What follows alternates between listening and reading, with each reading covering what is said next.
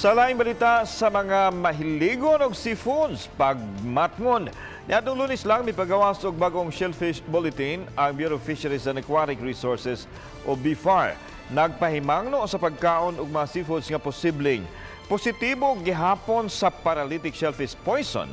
Sa shellfish Bulletin number 1, ipahibaw sa BFAR nga nagpabiling tunay red tide toxin ang mga seafoods nga nakuha sa kabaybayunan sa Dawis ug Tagbilaran City sa Bohol. Delikado sa panglawas sa mga makakaon nining mga pagkaon nga dunay red tide toxin.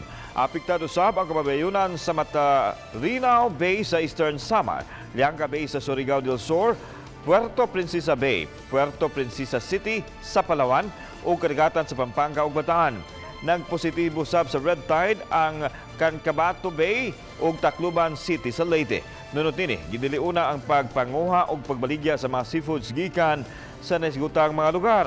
Sa mga wet market sa Tagbilaran, dunay na maligya og shellfish ug alimango apan luwas kining kaonon kay gikan man kini sa ubang lungsod sa Bohol nga dili apektado sa red tide. Giklaro sab sa BFAR nga ang ubang mga isda, pasayan, pusit ug alimango luwas gihapon kanon basta nakuha o napalit nga presko pa ug nalimpyuhan og maayo sa dili pa lutuon.